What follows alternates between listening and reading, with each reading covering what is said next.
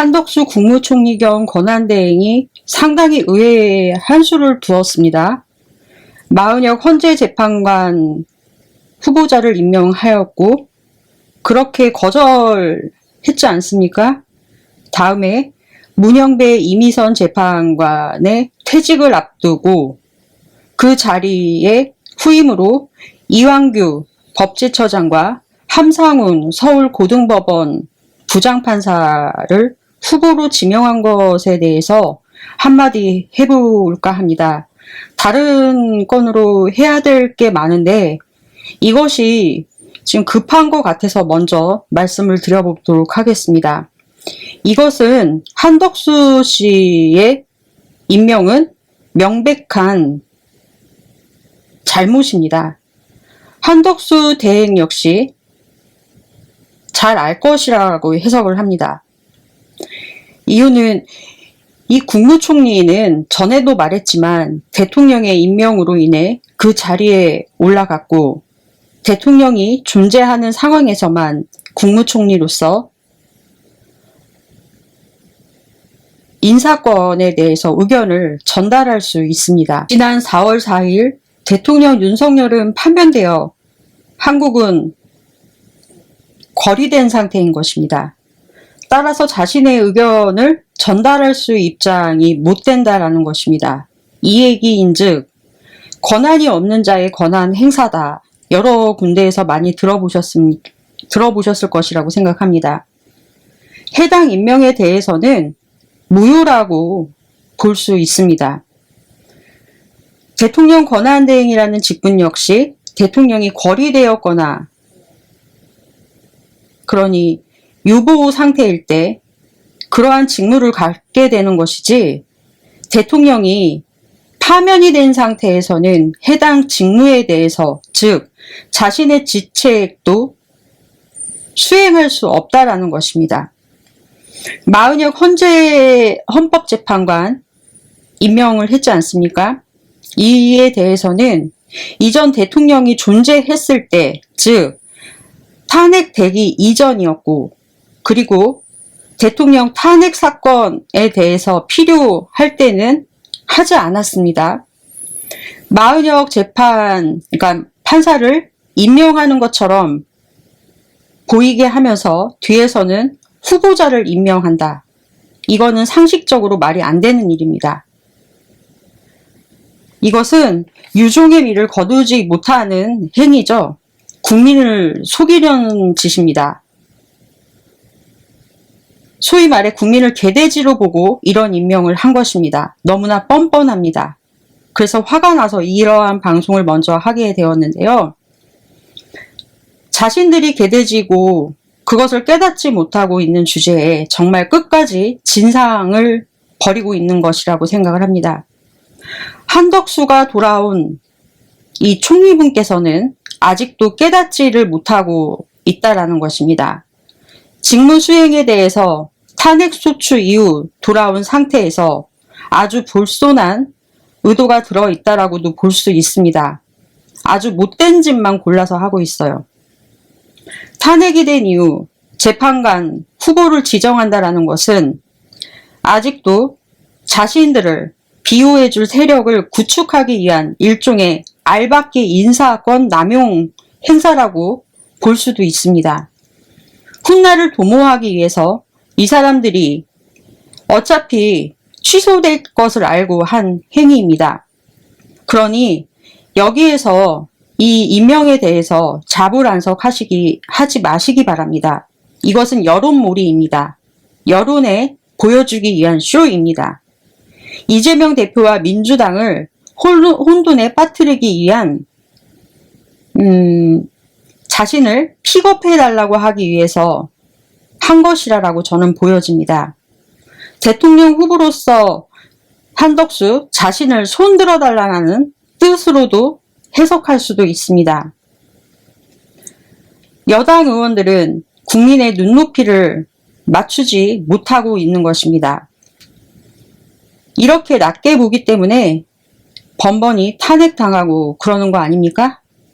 누구보다도 객관적인 자유를 지키면서 권한을 행사되어야 할, 유지되어야 될 국무총리가 이런 식으로 하면 안 된다라는 것입니다.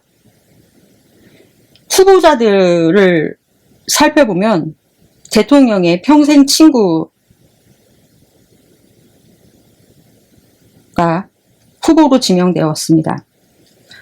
한덕수를 대통령 후보로 만들어서 당선되게 한 이유, 헌법 수정 이후, 중임 할 수 있다라고 고친 이후, 윤석열을 무죄로 선고받게 하고 또는 혐의 없음으로 만들어준 이후 다음 대선 때 윤석열이 대통령 후보로 나와서 중임하려는 뜻으로 보여집니다.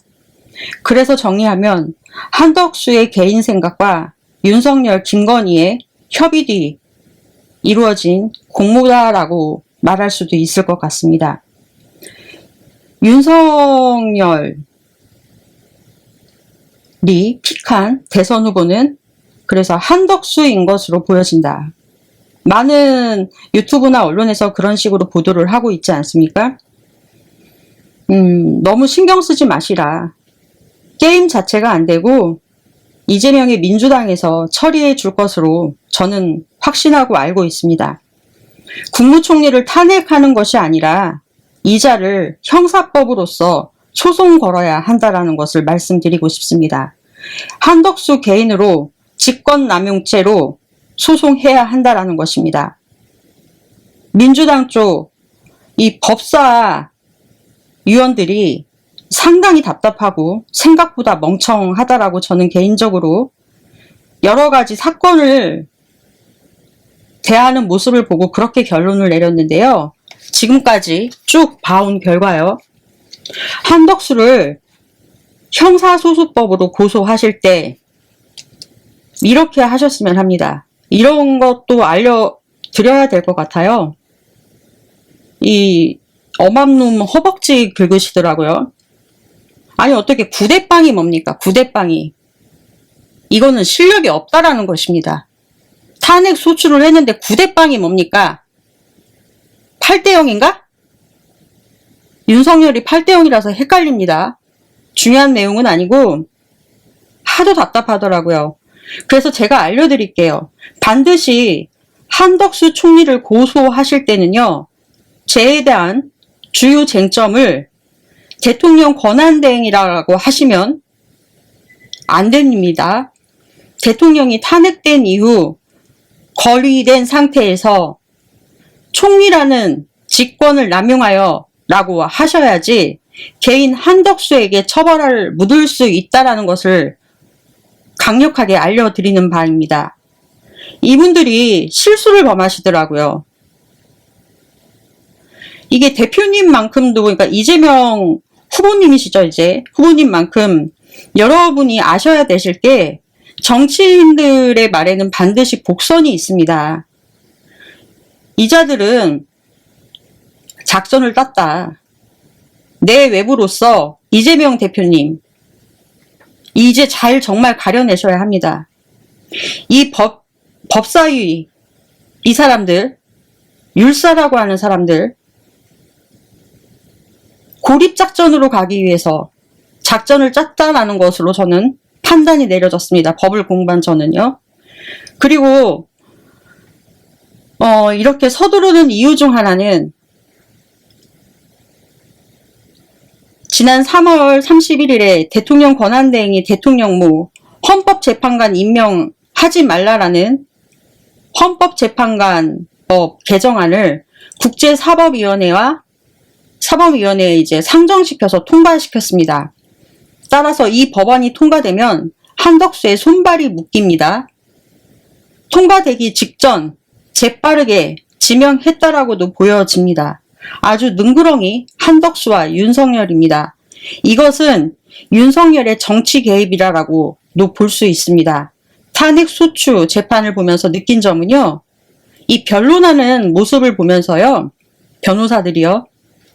헌재에서 여러분들이 윤석열을 김건희가 시키는 대로 한다라고 생각하시는데요. 제가 과거에도 김건희, 윤석열 관계에 대해서 얼핏 설명을 했는데 김건희도 윤석열의 지시에 따라서 역할놀이에 충실할 뿐이다 라고 말한 적이 있습니다. 재판장에서 윤석열 변호인, 국회 변호인들 다 합쳐서요. 제일 유능했던 게 누군지 아십니까? 법을 공부한 저로서 말씀을 드립니다. 윤석열입니다. 윤석열이 가장 똑똑했다라고 봤습니다. 그래서 더 싫습니다. 이 사람이 알코올에 취한 척 하는 것 뿐이지 이 사태 파악 제일 정확하게 보고 있었습니다. 재판관의 말 하나하나 듣고 나서 훗날을 도모하기 위해 본인은 끝까지 저항하는 모습을 보여줬다라고 생각해서 한덕수 활용을 그래서 할 것이다라고 저 역시도 생각을 하고 있는데요. 그리고 마지막 변론 재개 신청을 안 했습니다. 윤석열이. 이것을 보고서 이 윤석열의 이것은 결단이다. 여러 가지 재판 기록, 수사 기록 등 증거 자료, 그러니까 증거 내용을 채택하면 안 된다. 이런 것들을 들면서 변호인은 처음부터 다시 하자라고 했습니다. 근데 안 했습니다. 이 모습을 보고서 이 윤석열 작품이다. 왜냐면 그것 해봐야 윤석열 본인은 이미 알고 있다라고 생각을 했거든요. 판사들의 질문과 답 속에서 그래서 변론 재개를 해봐야 더 자신에게 불리할 것을 알고 판단을 했다라고 봤습니다. 이런 점만 봐도 윤석열 머리 보통 아니다라고 생각을 했습니다. 변호인들과 그러니까 현장에 있었던 변호인들보다 더 똑똑하고 제일 똑똑했다. 그리고 헌재 결정문을 제가 다 봤습니다. 봤는데 윤석열의 행위에 대해서 하나하나씩 다 반박이 되어 있습니다. 모든 지점에서 증인 신문 결과를 가지고 끽소리도 못하게 여기서 이제 제가 걱정이 시작이 되었는데요. 이 윤석열이라는 사람이 과연 이걸 몰랐을까? 아니다라는 것입니다. 다 알고 있었다. 그러니까 군대가 윤석열한테 이용당했다라는 것입니다. 이진우 수방사령관, 배진환이라는 변호사가 한 말이 있는데요. 이것은 사실 팀킬이다. 윤석열이 자기한테 이진우 사령관한테 뭐라고 지시했는지 얘기를 하면 안 되는 상황에서 국회에 들어가서 국회의원들을 끌어내라. 이런 얘기 나오는 상황으로 가면은 절대 안 되는 상황에서 그런데 이 배진환 변호사라는 사람이 자꾸 질문을 해서 유도를 했단 말입니다. 얘기를 해라 이러면서 어떻게 기억을 못할 수가 있냐 이러면서 질문 공세를 펼쳤거든요. 나중에 자꾸 이러니까 이진우 사령관이 질문의 코너에 몰려서 한 말이 내가 구체적인 워딩은 못하겠고 정확하지 않아서 단지 못 들어가는 상황이다. 이런 얘기만 하겠다라고 했거든요. 자, 그러면 뭡니까? 논리적으로 제가 윤석열 대통령이 뭐라고 지시를 여기서 이제 했냐라는 것입니다. 못 들어간다라는 지시는 뭐라는 얘기라는 거죠? 들어가라. 들어가서 끄집어내라. 이런 말이겠죠. 그렇다면 이러한 상황을 윤석열 전 대통령이 파악을 하지 못했을까요? 저는 절대 아니라고 생각합니다. 이러한 상황에서 들어가지 않을 것이다 라는 것을 다 캐치했었고 알고서 일부러 이러한 지시를 내린 것이다. 이러한 부분이 헌재 결정문에 모두 다 들어가 있습니다. 이 부분에서 윤석열이 정말 몰랐을까? 저는 정말 절대 아니다라고 봅니다. 그래서 결정문을 분석하면서 이건 뭔가 문제가 있다라는 생각이 들었습니다.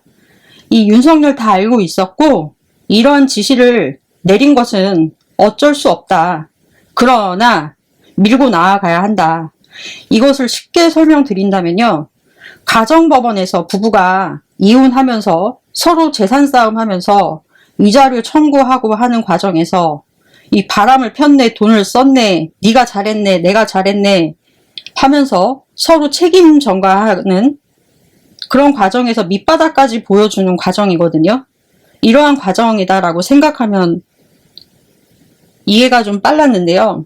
그러니까 여러분들도 이렇게 생각하시고 이해하시면 될 것 같습니다. 그리고 나서 최종 변론일에 했던 말이 성공적 계엄이다 라고 했습니다. 굉장히 저는 그 부분이 거슬렸거든요. 그래서 생각을 해봤는데 이 성공적 계엄, 김건희 콜걸 관련으로 덮인 이미지, 학위 논란으로부터 시작해서 성형, 비포, 애프터 사진들 다 나돌아다니고 그것이 국내가 아니라 세계적으로도 나돌아다닌 국제망신이었고 세계적 망신이었죠. 거기에 장모 사기친 부분으로 법적 문제가 있었고 김건희 도이치 모터스 주가 조작 사건도 있고 이 주가 조작만이 아니잖아요. 이 주가 조작이 라임 사태 주가 조작부터 시작해서 한두 가지가 아니라는 것입니다. 김건희 단독으로 했다라고는 하지만 김건희가 이제 잡혀 들어가면 이 사실관계가 과연 안 밝혀질까. 김건희도 도이치 소스를 저는 윤석열한테 지시받고 한 공동 주가 조작이라고 생각을 합니다. 김건희의 돈을 윤석열이 활용을 해서 한마디로 김건희가 줄을 대주고 돈을 대주고 윤석열이 줄을 대주고 해서 주가 조작을 했다라고 생각을 하는데요.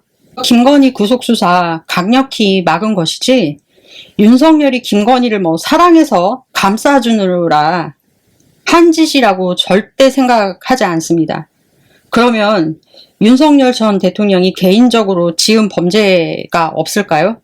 수사를 하면은 저는 아니다라고 보는데요. 이러한 것들 다 퉁치느라 어떻게 보면 새로 시작하는 개념에서 저는 계엄을 일으켰다고 봅니다. 지난번에도 말했듯이 큰 죄로 지어서 작은 범죄들을 덮어버려서 없애버리려고 하는 큰 죄를 이제 선고받잖아요. 그러면 작은 죄는 처벌받지 않습니다. 그러기 위한 계엄이었다. 그러고선 자기를 지지하는 또는 국민의힘을 지지했던 하는 사람들의 눈에는 자신의 투쟁력과 이로 인해 생겨난 서사 부분을 만들기 위해서 다시 정권을 잡기 위한 꼼수라라고 생각을 합니다. 일단은 이번에 나온 헌재의 판결문을 보면요. 지난 박근혜 전 대통령 때와는 다르게 굉장히 상세하게 사실적인 사건에 대해서 쓰여 있었습니다. 이야기는 윤석열의 내란 수사, 그 이외에 어떤 수사 사건에 해당하는 판결문, 헌재 판결문이 이 증거 자료로 쓰인다는 것입니다. 헌재의 판결문을 바탕으로 대법원 등 하급법원은 이 하급법원이 판단을 내리는 것에 이 헌재의 판결문이 쓰인다라는 것입니다. 윤석열 사건에서는 이 판결문은 그래서 굉장히 광범위하게 쓰여질 것입니다. 특히 비상계엄령을 대통령이 선포한 자체만으로 이것은 위법한 행사이고 폭동이고 그렇다라는 법리적 판단 부분까지 판결문에 기술이 되어 있었습니다. 이 점이 그들의 범죄에 대한 즉 내란죄로 모든 잘잘한 죄를 덮어버리려고 한 것이다 라고 저는 판단을 했고요. 그렇기 때문에 일부러 판결문에 들어가게 하기 위해 증인 진술 부분도 그런 식으로 현장에서 윤석열 전 대통령이 그때그때 지시를 내린 것이라고 될 수 있다고도 말씀을 드리고 싶습니다. 그리고 아무리 날고기는 후보가 국민의힘에서 나온다고 해도 검찰청에 출두하는 두 내외의 모습이 앞으로 지속해서 생중계되면서 TV에 방송이 될 텐데 안팎으로 바톤 터치하면서 들락달락거리는 것 자체가 이제 TV에 비춰질 것입니다. 이 살맛이 나겠습니까? 국민의힘은 더 이상 판 자체가 게임이 안 되는데 이제 포기하셔라. 그리고 공작 그만 꾸미셔라. 윤석열, 당신은 당신 발등 찍었어. 뜻대로 안 된다고.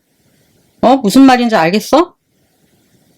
그래서는 안 되지만 지금까지 검찰은 이재명 대표한테 어마어마한 짓을 다 했습니다. 죄를 짓지 않았습니까?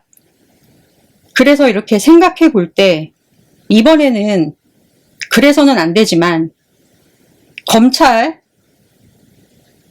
내부에서 내세운 후보가 이재명이 될 것이다. 자꾸 여기에서 뭐 검찰이 내세운 후보가 한동훈이라고 하시는데요. 저는 아니다라고 생각을 합니다. 제 얘기가 아마 100% 정도는 될 거라고 생각을 합니다. 1000% 중에라고 했을 때 100% 정도쯤은 될 것 같은데요.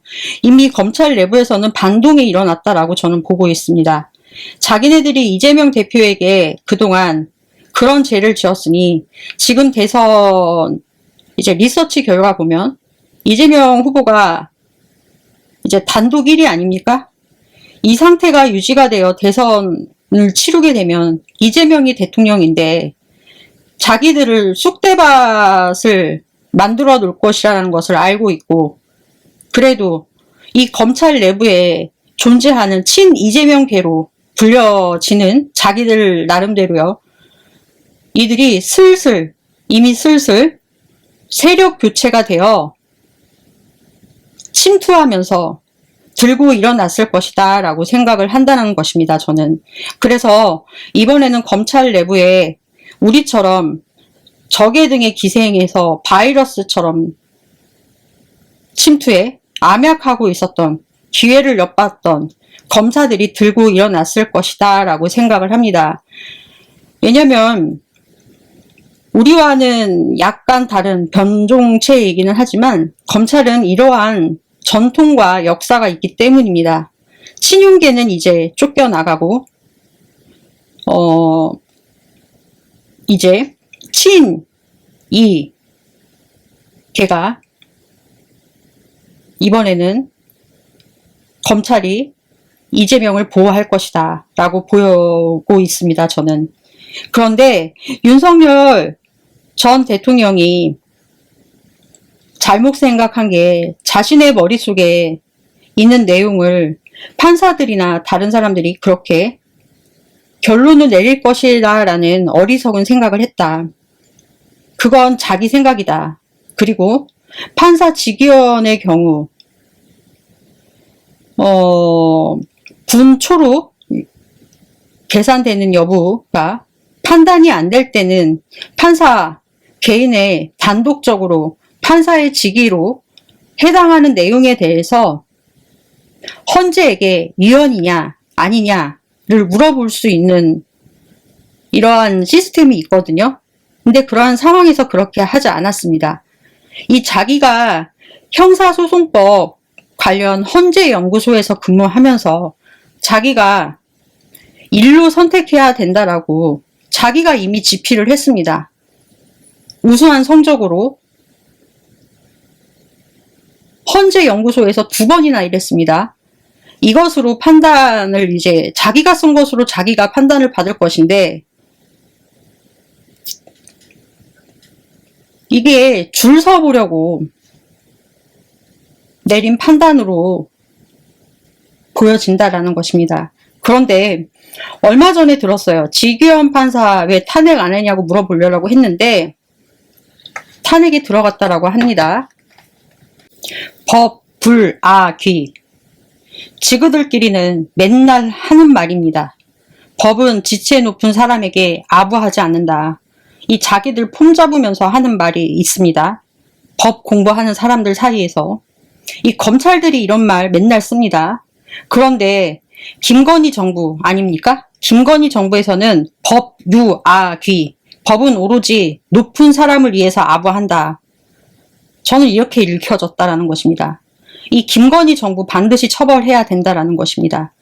검찰들까지 언론들도 웃긴 게 명품백 사건으로 표기를 했습니다. 그동안은. 이제는 탄핵이 되고 그러니까 파면이 되고 난 다음에는 표기를 명품백 사건에서요. 죄송합니다. 디올백 사건으로 구체적으로 바꿔 썼어요. 이 솔직하게 이제야 썼다라는 것입니다.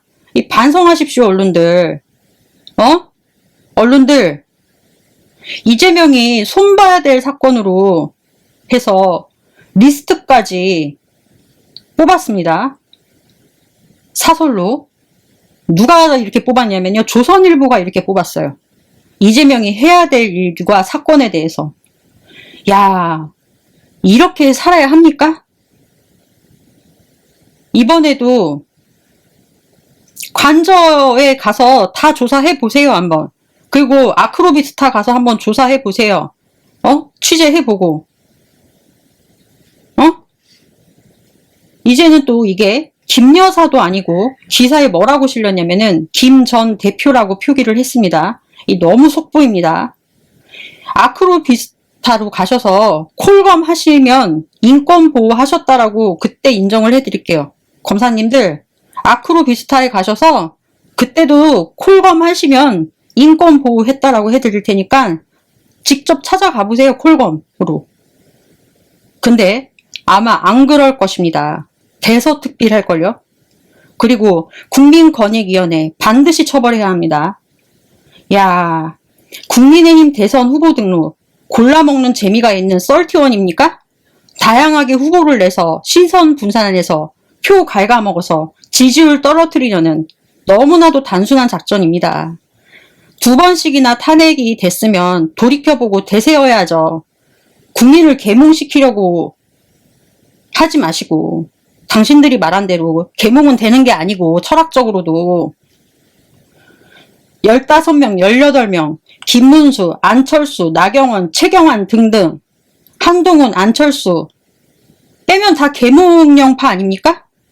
집권 세력의 완벽한 타락이다 이것은.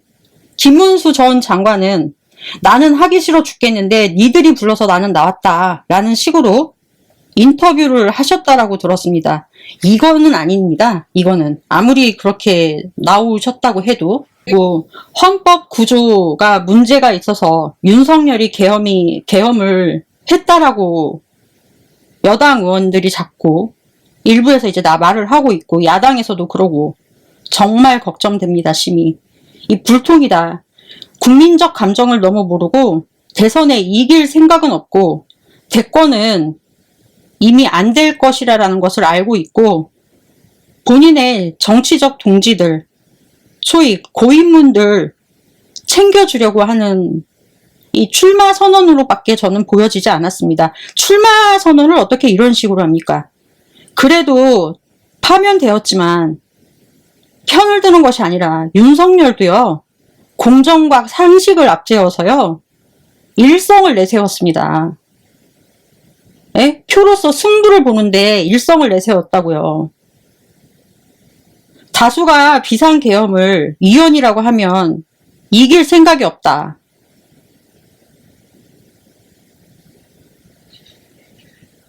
남의 편 얘기지만 실망스러웠다. 윤 대통령 잘못 지적했다 하면서 내가 바로 잡겠다. 아니 이런 모습 보여주면 새롭게 다시 시작하겠다? 이게 말이 됩니까?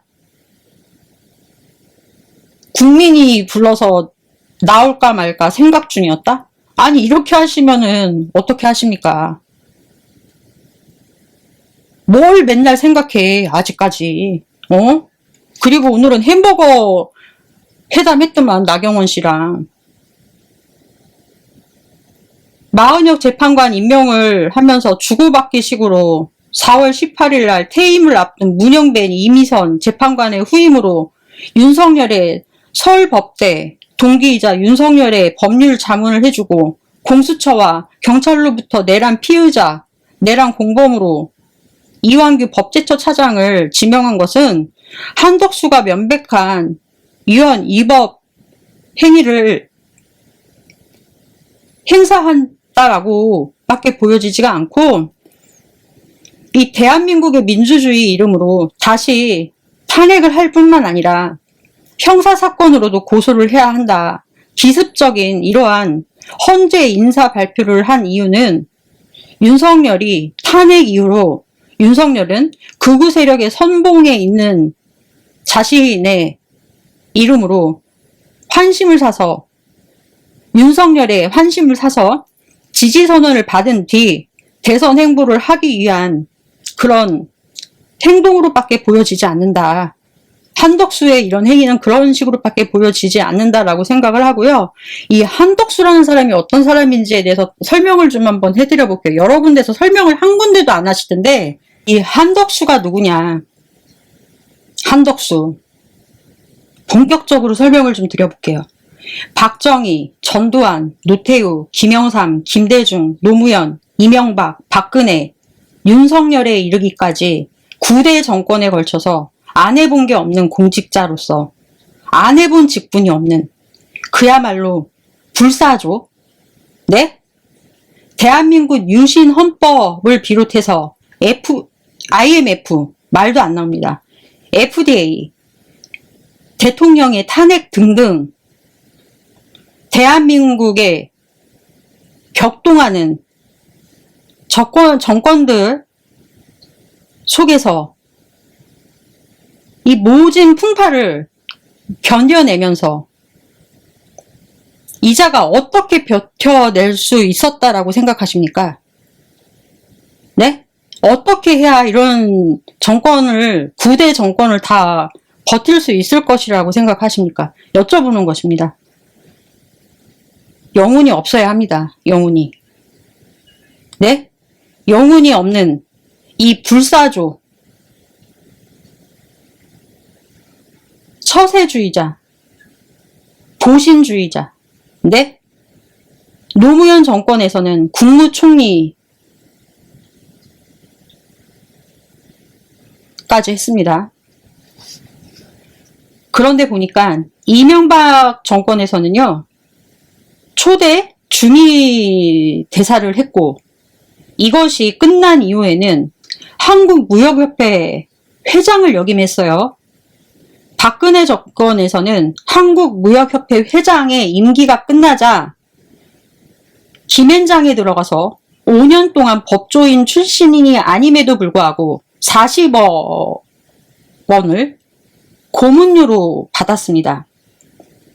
그러고선 윤석열 전 대통령의 정권에서는 국무총리까지 했고, 윤석열이 탄핵 소추가 발의되고 파면이 되기 직전까지 대통령 권한대행까지 했고, 헌법 소추 이후 판결을 받고 기사회생을 해서 다시 국무총리직에 복귀하면서 대통령 권한대행의 직을 즉시 복귀했단 말입니다. 윤상 대통령실 측에서는 지지할지는 모르지만, 이 9대의 기득권들이 지지할지는 모르지만요, 이 뒤돌아서잖아요. 내부 직원들은 욕한다는 말입니다. 이건 좌파도 납득이 안 되고, 우파는 한국 보수 세력의 소위 말하는 노블리즈 오블리즈를 하지 않는 지능적인 인물들로만 다 모아서, 말도 제대로 안 나와요. 이자를 설명하려고 하다 보니까. 다 모아서 보수를 대표하는 후보로 한덕수를 내세운다? 한덕수를 지금 내세우겠다고요? 대충 예상은 했지만, 이 윤석열 정권이 임기를 못 마친 이유가 무엇이라고 생각하십니까? 윤석열 개인의 문제도 있지만, 김건희의 문제도 있지만, 이 한덕수와 MB계의 부활로 성공하지 못한 것입니다. 대통령 실장을 김대기 실장으로 해서 MB계, 그러고 나서는 숨어버리고 사적인 인사채용, 이때부터 시작해서 실패했죠. 그냥 기회주의자들만 모아서 정권을 꾸몄습니다. 김건희의 끝없는 탐욕을 옹호했고 윤석열의 폭정과 끝없는 거부권 행사를 지능적으로 앞장서면서 국무총리 자리를 지켜온 게 이게 누군지 아십니까? 한덕수입니다. 한덕수. 최혜병 특검 거부권 행사를, 김건희 특검을 3차례나 국회에서 넘어갔음에도 불구하고 이 거부권을 건의한 게 누구냐. 이게 이제 퍼즐이 맞춰진다라는 것입니다. 국무회의를 주최해서 거부권을 발의한 게 한덕수라는 것입니다. 한덕수. 이승만의 눈과 귀를 가려서 독재를 가능하게 만든 건국 초대 대통령의 망명까지 불러일으킨 이승만 정권의 이기붕 국회 부의장 역할을 이 한덕수가 그동안 너무나도 충실하게 수행한 게 윤석열 정권의 국무총리 한덕수라는 것입니다. 마지막까지 국민의 편에 서는 것이 아니라 헌재 대통령 권한대행이 재판관 임명을 하는 것은 헌법에 문제가 안 된다라고 했음에도 불구하고 윤건희 편에서 왕정 부고 세력에 공식적으로 합류한 것입니다. 그리고 이 무술적인 판단이라고 하는 합리적인 의심을 하지 않을 수 없는 것이 김대중 대통령 때 박지원 청와대 비서실장이 경제수석으로 한덕수를 추천했다라고 하는데요. DJ가 정권을 잡은 이후 공직사회에 잔뼈가 굵은 호남 출신 인재가 너무도 없었다라고 합니다. 그때 이걸 노려서 DJ 정권을 잡자마자, 그러니까 DJ가 정권을 잡자마자 이 한덕수가 한 말이 있는데요. 뭐라고 했냐면요. 자신은 서울에서 자라서 경기고등학교 다녔고 서울대를 나왔지만 자신의 본래 고향은 전라도 전주다 라고 이렇게 커밍아웃을 했어요. 자기 고향까지도 바꿔버렸습니다. 그런 뒤 임명이 됐단 말입니다. 호남 라인으로 해서 박지원의 추천으로 임명이 됐어요. OECD 대사라고 하는 한직에서 한덕수를 경제수석으로 불러들인 계기가 된 것입니다. 근데 박지원 부인께서 이제 돌아가셨다라고 하는데 이 부인께서 한덕수 씨 부인과 오랜 이제 지인 관계로 지내셨다라고 하는데요. 한덕수, 박지원도 친구처럼 지냈다라고 합니다. 지금은 어쩐지는 자세하게 모르지만 그러던 중 박지원 의원이 이제 자백한 부분이 있어요. 그 부인은, 그러니까 한덕수의 부인은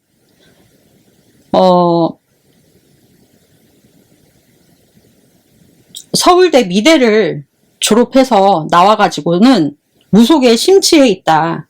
지금 이 대한민국 미술품 시장에 그림계, 소위 말해서 그림계의 큰 손이다 라고 말한 인터뷰가 있는데 그거를 지금 제가 기사를 찾을 수가 없어요. 이 말을 제가 왜 기억을 하냐면은 이 최아영, 이 한덕수 씨의 부인 이름이 최아영 여사이거든요. 제가 그분 이름을 똑똑하게 기억하는 게 저 역시 이제 고등학교 때까지 미술을 잠시 했지만 우연히 스쳐 지나가듯이 들어본 이름이 최아영이었습니다. 내가 이 이름을 어디서 들어봤지? 이분이 저희 중학교 저희 중학교가 이제 예중이었는데 미술 그림 보러 오셨던 분으로 기억을 합니다. 소름이 끼쳤습니다. 또한 헌법재판소 재판관의 임명을 한덕수가 쓸데없이 했단 말입니다.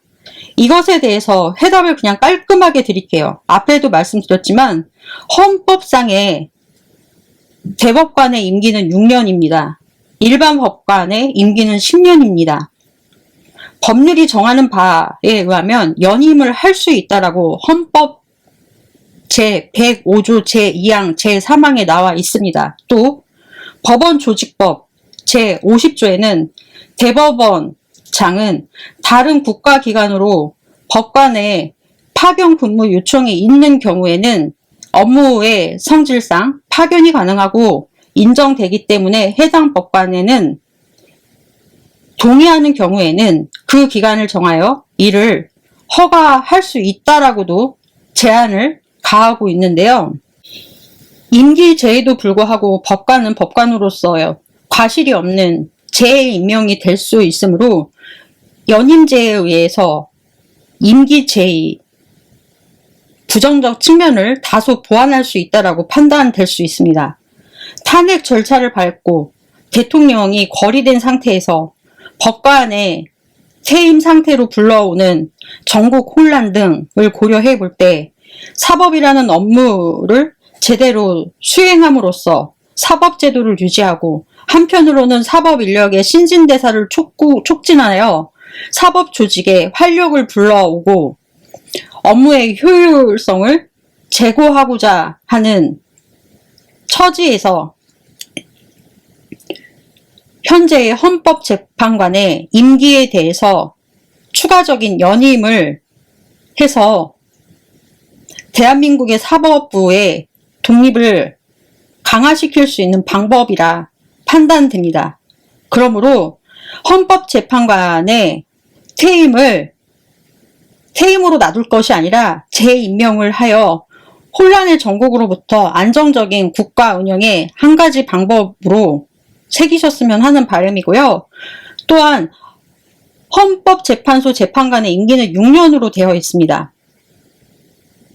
있지만 법률이 정하는 바에 의하여 연임을 할 수 있다라고도 되어 있습니다. 헌법 제112조에 나와 있습니다. 이것을 발의해서 헌법 보장 기관으로서의 기능을 발휘할 수 있도록 하여 헌법재판관에 대해서 고도의 신분 보장이 이루어질 것을 담보로 해서 연임을 하시게끔 해주는 것이 저는 바람직하다라고 생각을 합니다. 따라서 문형배 이미선 판사 재판관님에 대해서는 연임을 할 수 있도록 하는 것이 방법이다. 그리고 한덕수는 사법으로서 처리를 하되 개인이 책임을 질 수 있도록 하여라. 저는 그렇게 할 것 같습니다. 이 민주당 이 법조 출신 의원들이요 상당히 답답합니다. 생각보다 많이 답답합니다. 그래서 탄핵 전에 내란이 있었잖아요. 내란까지는 척척척해서 박선원 의원, 김민석 의원을 필두로 해서 척척척척 이루어지다가 탄핵으로 인해서 헌법재판소에 넘어가면서 시기가 다소 늦어졌어요. 이게 왜 이러냐? 민주당 법사위 사람들이 일을 제대로 못한다. 그리고 이재명 대표의 사건도 이렇게 늦어진 것도 이 법사들이 활동을 잘 못하고 있다. 그래서 알려드리는 것입니다. 참고하시기 바랍니다. 오죽 답답하면 제가 이렇게 아시는 내용이겠지만 다시 한번 말씀을 드리겠습니까? 창의력을 좀 발휘하십시오. 다시 정리해서 알려드릴게요. 민주당에서 해야 될 일 이미 뭐 하시고 계신다면 다행입니다. 한덕수를 형사소송법으로 고소하셔야 합니다. 개인적으로 그 사람의 한 한덕수 총리를 고소하실 때 제에 대한 주요 쟁점은 대통령 권한 대행이라고 하시면 절대 안 된다는 것입니다. 총리라는 직권을 남용하셔서 했다라고 꼭 하셔야 한다라는 것입니다. 개인 한덕수에게 처벌을 물어야 한다라는 것을 좀 알려드린다는 것입니다. 대통령이 탄핵된 이후 거리된 상태에서 라는 말을 꼭 넣으셔야 한다라는 것입니다. 이걸 꼭 하셔야 하고요. 다음에는 헌법재판소 재판관 퇴임 앞두고 후보를 임명했지 않습니까? 그 건에 대해서는 연임으로 보충을 하셔라. 연임으로 헌법 제112조 1항을 발의하셔서 문영배, 이미선 재판관들에 대해서 6년으로 정해져 있지만 법률에 정하는 바에 의해서 연임할 수 있다라고 했거든요. 그래서 앞에 드린 내용으로 인해서 이분들의 신분을 보장해서 연임할 수 있도록 하는 것이 바람직하다라는 것입니다. 이렇게 하시면 될 것 같습니다. 제 생각에는. 답답해서 말씀드립니다.